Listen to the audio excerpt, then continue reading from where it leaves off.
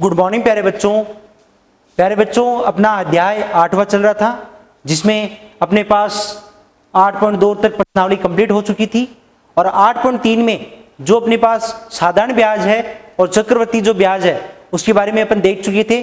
ठीक है, मैं आपको फॉर्मूला समझा चुका था। ठीक है, अब बात करते हैं आज इनके सवालों की। तो पहला सवाल, ठीक है, उसमें हमें चक्रवृद्धि ब्याज ज्ञात करना है। ठीक है, तो इसमें 4 क्वेश्चन दिए हुए हैं, पहले में 4 ऑप्शन है। मैं आपको पहला और तीसरा समझा देता हूं, बाकी आप ऑप्शन खुद कर लेना। ठीक है, जैसे पहले और दूसरे में अपने पास वार्षिक संयोजन है, चक्रवृद्धि ब्याज है तो वहां पे लिखा हुआ है कि वार्षिक संयोजन है, और तीसरे और चौथे में अपने पास अर्धवार्षिक संयोजन है। ठीक है, तो पहले क्वेश्चन में अपने पास क्या दे रखा है? पहले क्वेश्चन में अपने पास मूलधन दिया हुआ है। ठीक है, क्या दिया हुआ है? मूलधन दिया हुआ है 10,000 रुपए 3 वर्ष के लिए, और 12.5% की क्या है? वार्षिक दर से। ठीक है, क्या है? 12/1/2% वार्षिक दर है। तो अपने पास क्वेश्चन नंबर फर्स्ट है, उसमें हमें चक्रवर्ती ब्याज ज्ञात कीजिए। ठीक है, जिसमें पहला है अपने पास मूलधन दिया हुआ है 10,000 रुपए। मूलधन कितना दिया हुआ है? मतलब मूलधन का मतलब प्रिंसिपल P बराबर कितना दिया हुआ अपने पास? 10,000 रुपए। ओके, और अपने पास समय क्या है? समय दिया हुआ है T बराबर कितना दिया हुआ है? 3 वर्ष। ओके, वह और दर जो रेट है R वो है 12/1/2%, और वो भी कैसी है? वार्षिक है। कैसी है? वार्षिक। और जो ब्याज का संयोजन है वो भी कैसा है? वार्षिक संयोजन है। कैसा दिया हुआ है? वार्षिक, अर्धवार्षिक नहीं है। कैसा है? वार्षिक संयोजन है। ठीक है, तो अपने पास इसलिए आप लिखेंगे सीधा फॉर्मूला, इसलिए मिश्र धन या अमाउंट का फॉर्मूला मैंने आपको समझाया था कि यहां पर जब चक्रवृद्धि ब्याज निकालना हो तो अपन क्या निकालते हैं? अमाउंट 1 का फॉर्मूला मिश्र धन का। तो अपने पास फॉर्मूला होता है A बराबर P1 + R/100 की घात T। ठीक है, तो A बराबर P का मतलब प्रिंसिपल कितना दिया हुआ है? 10,000। कितना दिया हुआ है? 10,000। तो 10,000 1 + R रेट कितनी है अपने पास? 12/1/2। 12/1/2, और 12/1/2 का मतलब क्या हो जाएगा? देखो 12 दूनी 24, 24 रेट 25/2। ये कैसी है? ये अपने पास मिश्रित भिन्न संख्या है। ठीक है, इसको अपन ने भिन्न संख्या में बदल लिया। ठीक है, इम्प्रॉपर भिन्न संख्या में। ठीक, तो यहां पर 12 दूनी 24 रेट 25/2, तो 25/2, और फिर बट्टा क्या होता है? ये तो R का मान 25/2 आया, फिर बट्टा 100 की घात T कितना है? 3। ठीक है, अपन ने इस समय और दर में कोई परिवर्तन नहीं किया है। क्यों नहीं किया है? क्योंकि वार्षिक संयोजन है। कैसा है? ब्याज का वार्षिक संयोजन दे रखा है। यदि अर्धवार्षिक संयोजन होता तो अपन क्या कर देते? तो अपन दर को आधी और समय को दुगुना कर देते। ये मैंने आपको कल समझाया था। तो यहां पर अपन A बराबर अपने पास हो जाएगा 10,000 1 प्लस, तो इसलिए 1/1 ले लो। अब ध्यान से सुनो प्यारे बच्चों, ये 25/2 है, यहां बट्टा 100, इस 100 के बट्टे में 1 लिखूं, कितना लिख लूं? /1। क्या कोई फर्क पड़ेगा? नहीं पड़ेगा ना। ठीक है, अब 25/2 भाग 100/1 है। ये नीचे वाला 100/1 कहां जाएगा? ऊपर गुणा में। तो क्या हो जाएगा? 25/2 गुणा 1/100, क्योंकि जब नीचे वाली संख्या ऊपर गुणा में जाती है, ये नीचे जो भिन्न संख्या होती है वो ऊपर गुणा में जाती है, तो ऊपर गुणा में जाते ही उसमें क्या हो जाता है? जो अंश बट्टा हर है वो हर बट्टा अंश हो जाता है। तो यहाँ पे ये 1 तो हर में चला गया, ये अंश में चला गया, क्योंकि यहाँ किस में था? ये हर में था। तो जो हर में होता है वो अंश में, और जो ये अंश में 100 था वो किस में बदल जाएगा? हर में। तो 1/100 हो जाएगा गुणा में जाके ऊपर, तो गुणा में जाके 1/100 हो गया। अब देखो, और घात 3, तो यहां से कितना हुआ? 10,000 1/1 प्लस 25 एकम 25/200 की घात 3। ठीक है, अब देखो इसको आप कैंसिल आउट भी कर सकते हो, यहां से काट सकते हो। 25 एकम 25 और 25 8 कितना होता है अपने पास? 200। 25 8 200। ठीक, तो यहां से इसको सोल्व कर लो। 10,000 1/1 प्लस कितना हो गया? 1/8 की घात 3। अब इसको ब्रैकेट वाले को सोल्व कर लो। पहले क्या करो? 10,000 बाहर ऐसा का ऐसा। ठीक है, अब ब्रैकेट 8 क्या आ जाएगा? इसका लघुत्तम आ जाएगा 8। ठीक है, 1 और 8 8। जब आपने 1 और 8 का लघुत्तम 8 है, अब 1 का भाग 8 में कितनी बार जाएगा? 8 बार। 8 को 8 से गुणा करोगे 8 प्लस 8 का भाग 8 में 1 बार और 1 को 8 से गुणा करोगे 1 की घात 3, तो इसका मान कितना आ जाएगा? यहां से अपने पास आ जाएगा 10,000। ठीक है, ये 9/8 की घात 3, 9/8 की घात 3, और ये मान किसके बराबर आ रहा है? अमाउंट बराबर ए बराबर किसके बराबर आ रहा है अपने पास? ए बराबर। ठीक है, तो चलने दीजिए। अब 9/8 की घात 3 है, इसका मतलब 9 की घात भी 3 है और 8 की घात भी 3 है, अर्थात 9 भी 3 बार गुणा है और 8 भी 3 बार गुणा है। कीजिए, तो आगे अपन करेंगे अमाउंट ए बराबर अपने पास 10,000, कितना? 10,000 गुणा 9 गुणा 9 गुणा 9 बट्टा 8 गुणा 8 गुणा 8। चलिए आगे और थोड़ा सा और सोल्व करते हैं। इसको सोल्व करेंगे अपने पास, ये 4 से काट दो इसको, 4 दूनी 8, 4 से काटो 4 दूनी 8। ठीक है, कितना रहा शेषफल? 2, 2 और 0 अपने पास 20 हो गया। 2 और 0 कितना हो गया यहाँ से? 20। 20 में 4 का भाग 5 बार, फिर कितने 0 रह जाएंगे? 2 0। ठीक है, आगे चलो, फिर ये 2 से कट जाएंगे, 2 से ये 4 बार कट जाएगा, 2 से इसको काटो, 2 एकम 2। ठीक है, फिर यहां से 5 में 2 का भाग 2 बार 4, यहां पे 1 और 0 10, 10 में 2 का भाग 5 बार 0, 1250। ठीक है, फिर इसमें 2 का भाग जा सकता है, 2 से ये 4 बार, 2 से 6, 2 5, 625। ठीक है, चलिए यहां तक हो गया आपका। अब गुणा कीजिए और यहां पे भाग दे दीजिए, किससे? मतलब 625 को गुणा करो आप 9 9 81, 81 को 9 से गुणा करोगे 729। ठीक है, 729 बट्टा 4 चौट 16, 16 दूनी 32। ठीक है, तो कितना हो गया? 32 का भाग 2, ए बराबर। यहां से अपने पास ए बराबर 625 गुणा 729 बट्टा 32 आ गया। अब अपन क्या करेंगे? ए बराबर 625 और 729 को गुणा करेंगे, तो आप गुणा कर लेना। गुणा करने में अपने पास आएगा 4,55,625, 4,55,625 बट्टा 32। ठीक है, 4,55,625 बट्टा 32। जब इसका 32 का भाग देंगे अपन इसमें 4,55,625 में, तो अपने पास आ जाएगा 14,238.28, 14,238.28। ठीक है, इतने रुपए आ जाएंगे। तो ये अपने पास क्या आ गया? मिश्र धन, एक का मान। किसका मान आ गया? मिश्र धन। ठीक है, एक का मान आ गया। हमें निकालना क्या है? हमें याद करना है, हमें चक्रवर्ती ब्याज, चक्रवर्ती ब्याज अर्थात सीआई निकालना है। तो मैंने आपको कहा था जब मिश्र धन आ जाए, अमाउंट का मान आ गया, तो सीआई का फॉर्मूला होता है सीआई बराबर मिश्र धन माइनस मूलधन, मिश्र धन माइनस मूलधन, ए माइनस अमाउंट माइनस प्रिंसिपल। तो यहां से अमाउंट अपने पास है 14,238.28, इसमें से माइनस कर दो प्रिंसिपल, कितना? 10,000। कितना माइनस कर दो? 10,000। ओके, माइनस करो तो कितना बचेगा अपने पास? आपको पता है 14,238 में से आप 10,000 माइनस करोगे तो 4,238.28, ये अपने पास क्या आ जाएगा? सीआई। और ये हमें चक्रवर्ती ब्याज ही तो हमें निकालना था, और ये क्या हो जाएगा उसका उत्तर। ओके मेरे बच्चों, तो ये इसका उत्तर हो गया पहले का। जब अपने पास मूलधन दे रखा था 10,000 रुपए, समय 3 वर्ष, दर 12 से 1/2%। ठीक है, तो अपने पास उसका सीआई आ गया 4,238.28 रुपए।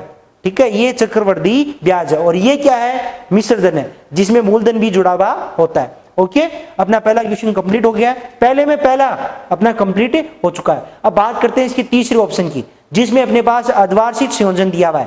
क्या दिया हुआ है? अर्धवार्षिक संयोजन। देखिए तीसरा ऑप्शन, तीसरा ऑप्शन है जिसमें अपने पास दिया हुआ है चक्रवर्ती ब्याज ही याद करना है। मूलधन अपने पास 62,500 दिया हुआ है, समय अपने पास 8 सी, दर अपने पास डीवी है, लेकिन जो संयोजन है, ब्याज का जो संयोजन है वो अपने पास कैसा है? अर्धवार्षिक संयोजन है। कैसा है अपने पास? अर्धवार्षिक संयोजन है। चक्रवर्ती ब्याज ही हमें याद करना है। मूलधन अपने पास दे रखा है 62,500 रुपए। ठीक है, कितना दिया? 62,500 रुपए। जो समय है वो 1 सही 1/2 वर्ष दे रखा है। ठीक है, दर अपने पास 8% दी हुई है। कितनी प्रतिशत? 8%। ठीक है, वार्षिक दर है ये। कैसी दर है? वार्षिक दर। ठीक है, 8% वार्षिक दर है। लेकिन जो ब्याज का संयोजन है, चूंकि ब्याज का संयोजन अर्धवार्षिक है। कैसा है? अर्धवार्षिक होने पर। यहां पर क्या हो रहा है, इसमें जो ब्याज का संयोजन किया जा रहा है या जो ब्याज लिया जा रहा है वो कैसा है? अर्धवार्षिक लिया जा रहा है। ध्यान रखना इसका, कैसा लिया जा रहा है? अर्धवार्षिक संयोजित किया जा रहा है। इसलिए यहां पे ब्याज का संयोजन अर्धवार्षिक होने पर, ठीक है, आप क्या करेंगे, मैंने आपको समझाया था, जब ब्याज का संयोजन अर्धवार्षिक हो तो आप क्या करेंगे, समय को दुगुना, तो इसलिए लिखेंगे, इसलिए समय बराबर समय टी बराबर, हमें बताया 1.5 वर्ष का दुगुना कितने हो जाएंगे? 3 वर्ष। समय दुगुना दर जो अपने पास 8% है उसकी आधी, तो 8/2% बराबर 4% अर्धवार्षिक। कैसी हो जाएगी? अर्धवार्षिक। ओके, अपने पास यहाँ पे अर्धवार्षिक रेट इसकी 4% आधी हो जाएगी, ठीक है, और समय दुगुना हो जाएगा। अब आप यहां से क्या निकाल लीजिए, इसलिए ए बराबर अमाउंट निकाल लो। ए बराबर वही फॉर्मूला P1 + R/100 की घात टी समय। तो यहां पे ए बराबर प्रिंसिपल 62,500 1/1 प्लस रेट आर कितनी हो गई? 4, तो 4/100, समय कितना? 3, ठीक है। तो चलिए आगे सोल्व कीजिए। 62,500, यहां पे 100 है, लघुत्तम आ गया, 1 और 100 का 100 लघुत्तम आ गया। अब 1 का भाग 100 में 100 बार, 100 को 8 से गुणा करेंगे 100, प्लस 100 का भाग 100 में 1 बार, ठीक है। या फिर देखो इसका ऐसे भी आप ये कर सकते हैं कि हमें यहाँ 1 और 100 को 100 लघुत्तम आया, तो इस 1 को 100 बनाना है तो किससे गुणा करना पड़ेगा? 100 से। तो इसके अंश को भी किससे गुणा करना पड़ेगा? 100 से, ऊपर वाले को। तो 100 प्लस ये 100 बना हुआ ये पहले से, तो ये ऐसा कैसा 4 की घात 3। तो यहां से हो जाएगा अपने पास अमाउंट बराबर कितना हो गया? 62,500 104/100 की घात 3, ठीक है। थोड़ा इसको आप सिंप्लीफाई सरल कर सकते हो। 2 कब आ जाता है? कितना? 52, और ये कितना आ जाएगा? 50, ठीक है। थोड़ा और सरल किया जा सकता है, कितना? 26/25, 26/25, ठीक है। तो अपने पास अमाउंट ए बराबर कितना आ गया? 62,500 गुणा ये 26/25 की घात कितनी हो रही है? 3। कितनी हो रही है? 3। तो इसका मतलब ये 26/25 कितनी बार गुणा होगा? 3 बार, ठीक है। तो यहां से अमाउंट बराबर क्या आ जाएगा? 62,500 गुणा 26/25 गुणा 26/25, 26/25 गुणा 26/25 गुणा 26/25। ओके, सोल्व कीजिए इसको। ये 25 से कट जाएगा, 25 कितना होता है? 625, जीरो ऐसे कैसे? समझ आ गया आपको? कैसे बताया मैंने आपको? 625 में 25 का भाग 25 625 होता है, तो 25 बार कट गया ये, ठीक है ना। और यहां से अपने पास 2 जीरो थे लास्ट में, वो 2 जीरो ऐसे कैसे? 25 से आपको 2500 है, कितनी बार कट जाएगा? 100 बार, ठीक है। और हमें पता है कि 100 में 25 का भाग जाता है 4 बार। आगे बात समझने, तो आप इसको गुणा करो 26 को 4 से, 26 दूनी 52 और 52 दूनी 104, 52 दूनी कितना हो गया? 104। ये अपने पास 104 हो गया, गुणा 26 को 26 से गुणा करोगे 600, ठीक है। तो यहां से अमाउंट बराबर अपने पास, और अमाउंट बराबर कितना आ गया? 676 को आप 104 से गुणा कर लो, वही क्या आ जाएंगे अपने पास? अमाउंट आ जाएगा। तो अपने पास निकाल लो 676 को आप गुणा करो 104 से, 4 से गुणा करो, 6 चौक 24, 6 चौक 24, 2 7 चौक 28, 28 और 2 30, 6 चौक 24, 24 और 3 अपने पास कितने हो जाएंगे? टोटल 27, ठीक है। फिर नेक्स्ट अपने पास 0 को 6 से गुणा किया 0, ठीक है। 0 को 7 से गुणा किया 0, फिर 0 को अपन 6 से गुणा करेंगे फिर 0, फिर 1 को 6 से गुणा करेंगे 6, 1 को 7 से गुणा करेंगे 7, 1 को 6 से गुणा करेंगे 6, जोड़ो 4 0 7 13, ठीक है। 7 2 9 9 और 1 10 और ये 7, 17,304, 17,304, ठीक है। ये अपने पास क्या आ गया? अमाउंट आ गया। क्या आ गया अपने पास? अमाउंट। जबकि हमें ज्ञात क्या करना था? चक्रवर्ती ब्याज, CI, कंपाउंड इंटरेस्ट। तो आप लिखेंगे इसलिए CI बराबर फॉर्मूला हो जाएगा अपने पास अमाउंट मिश्र धन माइनस प्रिंसिपल। ये तो मिल गया था अपने पहले, तो यहां पे अमाउंट आ गया हजार माइनस 62,500, 62,500, ठीक है, माइनस कीजिए। आपको पता है 62,500 7,500 तो यहां से और 304 यहां से, कितना हो जाएगा 7804, 7804, ठीक है। तो आप वैसे ही उठा लो, 4 में से 0 जाएगा 4, 0 में से 0 गया 0, 3 में से 5 जाएगा नहीं, तो 13 में से 5, तो 13 में से 5 जाएंगे तो 8, ठीक है। यहां कितना बच गया 9, 9 में से अपने पास कितना 2, 9 में से 2 जाने पर कितना बच जाएगा अपने पास 7, और यहाँ पे 7804, बस 7,804, ये अपने पास क्या आ गया सी पाउंड इंटरेस्ट, ठीक है। और यही क्या इसका उत्तर है, ओके आ गया। तो अपने पास ये 2 ऑप्शन मैंने आपको बता दिए, 2 आपको करने। चलते हैं अपन अपने क्वेश्चन नंबर 2 की ओर बढ़ते हैं। क्वेश्चन नंबर 2, क्वेश्चन नंबर 2 अपने पास है कि कमला ने स्कूटर खरीदने के लिए किसी बैंक से अपने पास क्या करती है, उधार लेती है, ठीक है। कितना मूलधन उधार लेती है 26,400 रुपए, 26,400 रुपए उधार लेती है 15% वार्षिक दर से, जो उसकी जो दर है वो कितनी दी हुई है 15%। तो आप देखिए क्वेश्चन अपने पास दिया हुआ है कि कमला द्वारा किसी बैंक से 26,400 रुपए उधार लेती है 15% वार्षिक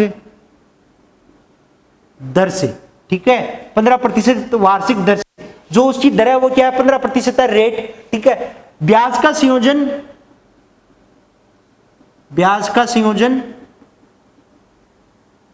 वार्षिक संयोजित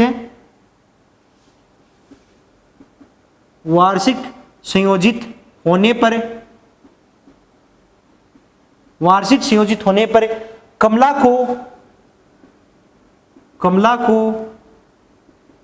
2 वर्ष और 2 वर्ष 4 माह पश्चात, 2 वर्ष 4 माह पश्चात कुल कितनी राशि चुकानी होगी, कुल कितनी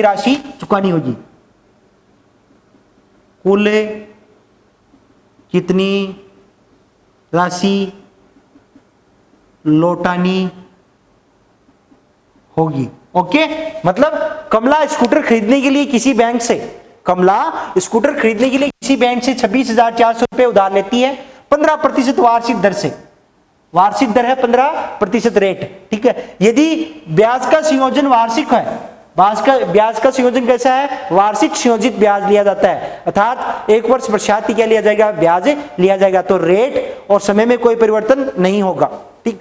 यदि कमला को 2 वर्ष 4 माह पश्चात क्या हो, कुल राशि कितनी लौटानी होगी। तो आप प्यारे बच्चों यहाँ पर 2 वर्ष तो हैं, लेकिन आगे कितने हैं 4 महीने हैं। तो आप क्या करो, आप यहां पर पहले 2 वर्ष का ब्याज निकाल लो, पहले 2 वर्ष की कुल राशि निकाल लो कि 2 वर्ष में उसकी कुल राशि कितनी हो जाएगी। कुल राशि का मतलब अमाउंट, और अमाउंट में क्या होता है, ब्याज अपने पास चक्रवर्ती ब्याज प्लस मूलधन दोनों जुड़े हुए होते हैं। तो 2 वर्ष पश्चात अपन क्या कर लेना, उसका 4 माह का साधारण ब्याज निकाल लेना। क्या निकाल लेना, 4 माह का साधारण ब्याज, कि 2 वर्ष तक तो अपने पास उसका कुल राशि आ जाएगी, और 2 वर्ष पश्चात वो कितने माह और रखती है 4 माह, तो 4 माह का क्या निकाल लेना, साधारण ब्याज। जब भी ऐसा क्वेश्चन आता है कि 3 वर्ष कुछ महीने, 2 वर्ष या कुछ महीने, तो पहले तो जो वर्ष है कंप्लीट उनका आप कुल राशि निकाल लो और उस पर फिर साधारण ब्याज निकाल लो। फिर वो जो साधारण ब्याज आ जाता है वो उस कुल राशि में जोड़ देना, जो 2 वर्ष की आती है या 3 वर्ष की आती है उसमें जोड़ देना, वो कुल अमाउंट हो जाएगा। उतने समय पश्चात क्या हो जाएगा, कुल अमाउंट। और यदि में केवल चक्रवर्ती ब्याज पूछा जाए तो उसमें से प्रिंसिपल माइनस कर देना, तो वहां से चक्रवर्ती ब्याज प्राप्त हो जाएगा। लेकिन यहां तो हमें कुल राशि पूछी गई है कि कुल राशि कितनी लौटानी होगी, ठीक है। तो अपने पास इसका अपन हल करेंगे, तो हल बहुत इजी है। अपने पास क्या है, दिया है, क्या दिया हुआ है, मूलधन जो उसने लिया था, मूलधन कितना लिया था उसने, मूलधन प्रिंसिपल कितना लिया था उसने अपने पास 26,400 रुपए, 26,400 रुपए उसका मूलधन है, ठीक है। और रेट कितनी अपने पास दर आर बराबर कितनी है 15%। ठीक है, समय कितना अपने पास, समय टी बराबर 2 वर्ष 4 माह है।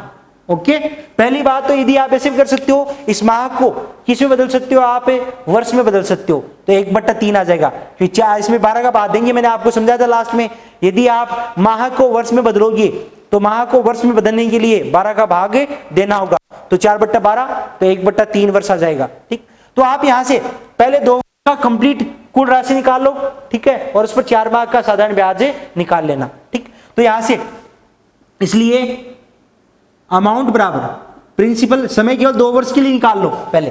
ठीक है, प्रिंसिपल 1 + r/100 की घात t समय। ठीक है, यहां से प्रिंसिपल कितना अपने पास 26,400 1/1, क्योंकि एलसीएम लेना है इसलिए। रेट दर कितनी अपने पास 15% बट्टा 100 की घात केवल 2 वर्ष के लिए। कितने वर्ष के लिए निकाल लो पहले, 2 वर्ष के लिए। ठीक है, 2 वर्ष का निकाल लीजिए, तो 2 वर्ष का ज्ञात कर लो यहां पे 26,400। ठीक है, अमाउंट अपन ज्ञात कर लेते हैं 2 वर्ष का। 100 लघुत्तम आ जाएगा यहां पे, तो 1 का भाग 100 में 100 बार, 100 को 1 से गुणा 100 + 15 की घात 2, तो यहां से आ जाएगा 26,400 115/100 की घात 2। ठीक है, इसको आप काट सकते हो। ठीक है, कितनी बार, 5 से ये 23 बार कट जाएगा, और 5 से ये कितनी बार कट जाएगा, 20 बार। ठीक है, 20 × 5 100 और 23 × 5 115। ठीक, यहां से 26,400 गुणा, ये क्या हो जाएगा, 2 बार इनकी घात 2 है ना, इसका मतलब 23 की घात भी 2 है और 20 की घात भी 2 है, तो 23/20 गुणा 23/20, यह आ जाएगा अमाउंट बराबर, क्या आ जाएगा अपने पास है अमाउंट। ठीक है, निकाल सोल्व कीजिए इसको। पहले 0 से 0 कट गया, इस 0 से ये 0 कट गया, फिर 2 का भाग दीजिए, 2 का भाग इसमें चला जाएगा 1 बार 3 बार 2 बार 132, फिर इसमें 2 का भाग चला जाएगा अपने पास कितनी बार, 6 बार 6 बार 66 बार। तो आप क्या कीजिए, 66 को गुणा कर दीजिए 23 × 23 से, और 23 × 23 कितना होता है अपने पास, 23 को 23 से देखो, 23 गुणंतर 9 6, 23 दूनी 46, 46 से 6 52, 529 आ जाएगा। तो आप 66 को 529 से गुणा करो, ए बराबर अपने पास अमाउंट आ जाएगा 66 × 529। ठीक है, तो अमाउंट बराबर अपने पास 66 को आप 529 से गुणा करो, तो अपने पास आ जाएगा 34,994, 34,900 34,914। ठीक है, 34,914 आ जाएंगे, 94 नहीं आएंगे, 34,914 रुपए अपने पास प्राप्त हो जाएंगे। ये अपने पास 2 वर्ष पश्चात क्या है, कुल राशि है। 2 वर्ष पश्चात क्या है, कुल राशि है। इस कुल राशि पर आपको क्या ज्ञात कर लो, 4 माह का, क्या 4 माह का साधारण ब्याज। ठीक है, तो 4 महीने का साधारण ब्याज ज्ञात कर लो, साधारण ब्याज। ठीक है, अपने पास साधारण ब्याज का फॉर्मूला क्या होता है, साधारण ब्याज का P × R × T/100। तो यहां पे P क्या है, ये जो कुल धन है वो यहां पर P है। ठीक है, तो 34,914 गुणा R अपने पास वही 15%। समय अपने पास 4 महीने हैं, तो 4 महीने को आप 4/12 मतलब 100 गुणा यहां पे ये आ जाएगा 12 का भाग लग जाएगा, तो बट्टा में, तो वो बट्टा वाला 12 किससे गुणा हो जाएगा 100 से। चलो सोल्व करो इसको, 3 बार, 3 से ये 5 बार, 5 से ये 20 बार।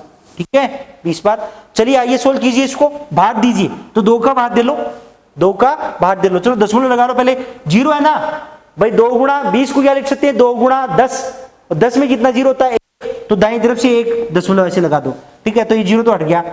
अब क्या करो, 2 का भाग दो इसमें, 2 का भाग 3 में देंगे 1 बार, कितनी बार, 1 बार। कितना बस पास 14 हो गया, 14 में कितना आ जाएगा 7 बार, फिर 9 में 2 का भाग 4 बार। ठीक है, कितना बच गया 11, कितनी बार 5 बार 10, फिर कितना बच गया 1, तो दशमलव है, तो फिर 14 में कितनी बार 7 बार, तो आ गया 1745.7, 1745.7। ये अपने पास क्या आ गया, साधारण ब्याज कितने का, 4 महीनों का। ठीक है, अब हमें क्या ज्ञात करना है? कुल राशि, कुल राशि। तो 2 महीने की तो कुल राशि ये, और 4 माह का इस कुल राशि पर ब्याज ये हो गया, ठीक है। तो इसको दोनों को जोड़ दो, 2 वर्ष और 4 माह की कुल राशि हमें प्राप्त हो जाएगी। अब ये इसलिए कुल राशि बराबर, इसको जोड़ 34,914 प्लस 1745.7 जोड़ो। ये 0.7 तो लास्ट में ऐसे कैसा, 4 5 9 1 और 4 5 9 और 7, 9 और 7 कितना हो गया? 16 4 1 5 5 और 1 6, ठीक है। और यहां से 3, 36,600 गुणंतर 0.7, ठीक है। तो ये अपने पास क्या आ जाएगी? टोटल रुपए आ जाएंगे, कुल राशि अपने पास प्राप्त हो जाएगी 36,600 गुणंतर 659.7, ठीक है। मतलब ये अपने पास वो राशि है 36,659.7 रुपए, वो राशि है जो 2 वर्ष और 4 माह पश्चात कमला को लौटानी होगी। ओके मेरे बच्चों, अपने 2 क्वेश्चन कंप्लीट हो चुके हैं, कोई समस्या नहीं ना? ठीक है। बात करते हैं अपन क्वेश्चन नंबर 3 की। क्वेश्चन नंबर 3 अपने पास है कि फेबिना ने क्या लिया?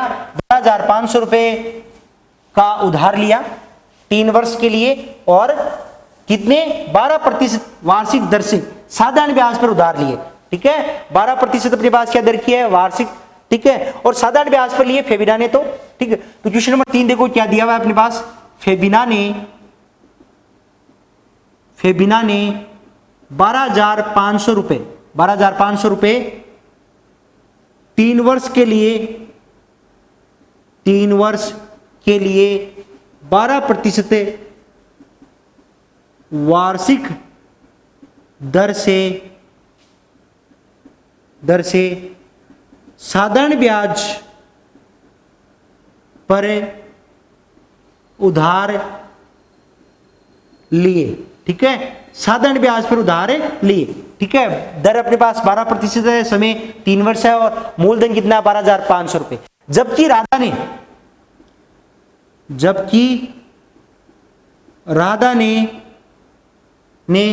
इतना ही धन इसी समय के लिए, समय भी 3 वर्ष ही है, इसी समय का मतलब समय भी 3 वर्ष है, ठीक है। इसी समय के लिए 10% वार्षिक दर से चक्रवर्ती ब्याज से उधार लिए, ठीक है। इसलिए कौन से ब्याज से लिए? चक्रवर्ती ब्याज से लिए, ठीक है। और बस दर इसकी क्या है? 10% है। राधा की जो है वो कितनी है? रेट अपने पास 10% है, ठीक है।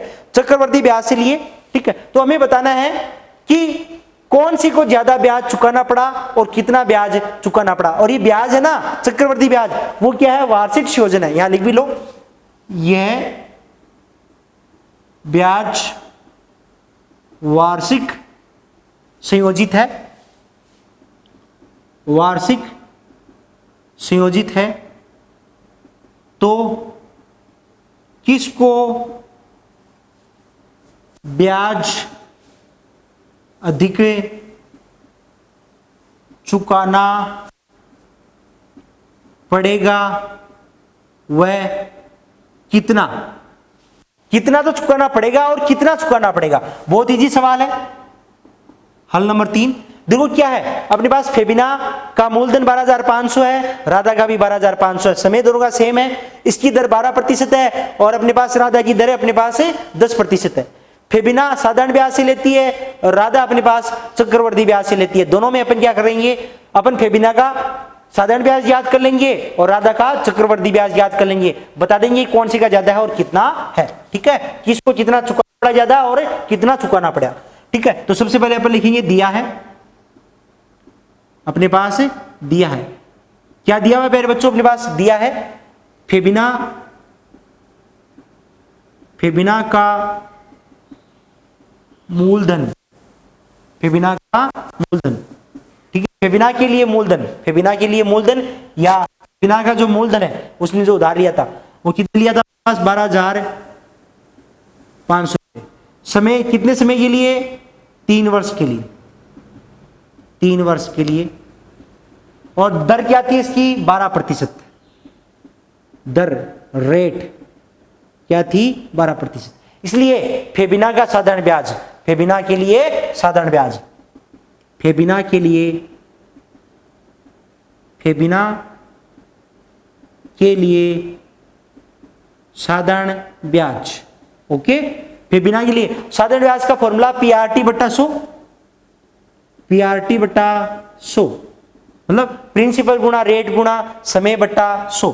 तो प्रिंसिपल कितना है? 12,500 गुणा टाइम अपने पास 12% रेट, टाइम 3 वर्ष बट्टा 100, 20 से 20, 125 को 12 तिया 36, 36 से गुणा कर दो, तो 125 को 36 से गुणा कर दो, ठीक है। 36 पंचो अपने पास, 36 पंचो कितना होता है? 180, कितना होता है? 180, 18, 36 दूनी 72, 72 और 18, 72 में 8 जोड़ोगे 80, 80 और 10 90, 90 9, 36 से कम 36, 36 और 9 45, कितने हो जाएंगे? 45।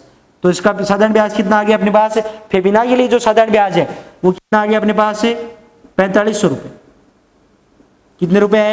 4500 रुपए साधारण ब्याज, ठीक है। अब चूंकि राधा के लिए मूलधन, राधा के लिए मूलधन कितना है? वही 12,500 मूलधन है। समय भी 3 साल ही है, समय भी कितना अपने पास है? 3 वर्ष। और दर है कितनी अपने पास इसकी? 10%। कितनी है? 10%। दर अपने पास 10% है। इसलिए आप राधा के लिए क्या याद कर लो? राधा के लिए चक्रवर्ती ब्याज, राधा के लिए चक्रवर्ती ब्याज निकाल लीजिए। तो अपन याद करते हैं यहां से, इसलिए राधा के लिए चक्रवर्ती ब्याज, ठीक है, CI बराबर राधा के लिए चक्रवर्ती ब्याज CI। और अपने पास CI क्या होता है? A minus P, A minus P, amount minus जो अपने पास मिश्र धन होता है उसमें से प्रिंसिपल माइनस करना होता है। तो आप यहां से अमाउंट कितना, ये अमाउंट निकालो। अमाउंट का फॉर्मूला आपको पता ही है, एक का क्या होता है? P 1 प्लस R बट्टा 100 की घात समय और माइनस P, ठीक है। निकालो इसको। P का मान यहां पे कितना? 12,500, 12,500। तो 12,500 1 बट्टा 1 प्लस रेट, इसकी दर कितनी है अपने पास? 10%। कितनी है? 10%। तो 10 बट्टा 100 की घात समय कितना अपने पास है? वही 3 साल माइनस P 12,500 माइनस कर दो, तो 12,500 गुणा, देखो प्यारे बच्चों यहां से 1 बट्टा 10 हो जाएगा क्योंकि 0 से 0 कट गया, तो 1 बट्टा 10। अब इसको जोड़ोगे तो लघुत्तम कितना आएगा? 10। अब 1 का बाद में 10 बार, 10 को 1 से गुणा करोगे 10, प्लस इसमें कितना आ जाएगा? 1 बट घात 3 माइनस 12,500 बराबर कितना आ जाएगा? 12,500 गुणा 12,500 गुणा, देखो यहां 10 प्लस 1 11 बट्टा 10 और उसकी घात कितनी है? 3। इसका मतलब 11 भी 3 बार गुणा है और 10 भी 3 बार गुणा। 11 बट्टा 10 गुणा 11 बट्टा 10 गुणा 11 बट्टा 10 माइनस 12,500, ठीक है। सोल्व कीजिए और सोल्व कर लो, ठीक है। देखिए कितना आता है? 80 से 80, इस 0 से 80, ठीक है। आगे देखो ये 5 से कट जाएगा, 5 दूनी 10 और ये 5 से कट जाएगा कितनी बार? 25 बार। अब 25 को आप गुणा करो, 11 गुणा 11 कितना होता है? 121। पहले 25 को 11 से गुणा कर लो, 25 से कम 25 2, 25 से कम 25 और 2 275 गुणा 121 बट्टा 2, मान ज्ञात करो। चलो 121 को आप क्या करो? 275 से गुणा करो, तो 275 गुणा 121, 5 7 2, 2 से 10, 7 दूनी 14 और 1 15 और 2 दूनी 4 और 1 5, फिर वही 5 7 2, 5 7 5 5 10 2 12, 7 5 12, 12 और 1 13 3, 33,275, 275/2 कितना माना जाएगा यहां से, ये अपने पास, और इसमें से 12, ये 12,500 माइनस भी करना है, 12,500, ये वाला जो चल रहा है ना वो माइनस भी आपको करना है, 12,500 कीजिए। तो यहां से ध्यान रखना, ये 4500 आया हुआ था, इसका साधारण ब्याज फेबिना के लिए साधारण ब्याज कितना है, 4500 रुपए, ठीक है, ध्यान रखना इस चीज का। आगे चलते हैं अपन, देखो 2 का भाग 2, एक बार जाएगा 13, भाई यहां से एक शेष पड़ रहा 13, 13 में अपने पास 2 का भाग 6 बार 12, यहां से एक शेष पर रहेगा, फिर 12 तो 6 बार, फिर 0 शेष पर रहेगा, 7 आपने उतारा, 7 में 2 का भाग जाता है कितनी बार, 3 बार, ठीक है। आगे अपने पास एक शेष पर रहा 15, 15 में भाग कितनी बार जाएगा, 2 का 7 बार, 14, फिर एक शेष पर रहेगा, भाग जाएगा नहीं इसलिए दशमलव है, फिर 10 हो जाएगा, 10 में 5 बार, माइनस 12,500, दशमलव इसमें भी 0 ले लो, 5 में से 0 जाएगा, 0.5, 7 में से 0 7, 3 में से 0 3, 6 में से 5 1, 6 में से 2 कितना हो जाएगा 4, तो ये हो गया 4137.5, ये रुपए आए अपने पास, ठीक है। ये क्या है अपने पास, राधा के लिए चक्रवर्ती ब्याज।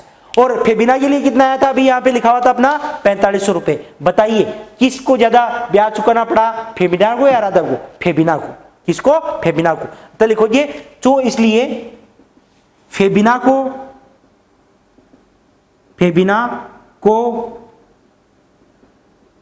अधिक ब्याज चुकाना पड़ेगा, और चुकाना पड़ेगा, ठीक है। और कितना चुकाना पड़ेगा, और ठीक है चुकाना पड़ेगा, और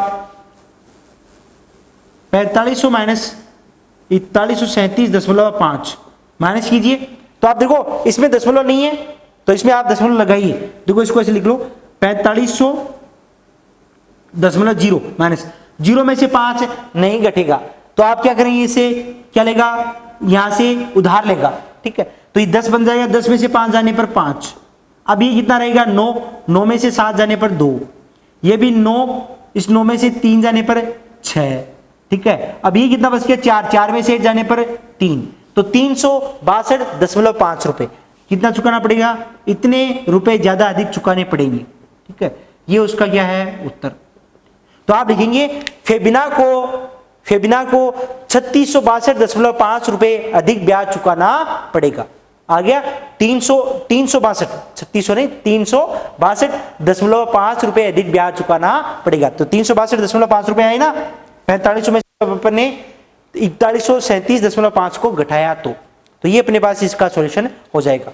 कोई तकलीफ यहाँ तक, कोई समस्या नहीं ना, तो सबसे इजी है ना, तो सबसे इजी। अब आगे पर बात करते हैं, ठीक है। आगे जो अपनी बात है क्वेश्चन नंबर 4 से 3 तक हो चुके हैं। आपको मैंने पहले में 2 ऑप्शन नहीं बताए थे, वो आपका होमवर्क है, वो आप करेंगे। मैंने आपको 3 तक सवाल बता दिए, थोड़े लेंथी सवाल है, आप भी निकालना इसको, ठीक है, आगे वाले, ठीक। तो यहां तक अपना कंप्लीट हो चुके हैं 3 तक, आगे बात करेंगे अपन कल। ओके प्यारे बच्चों, थैंक यू।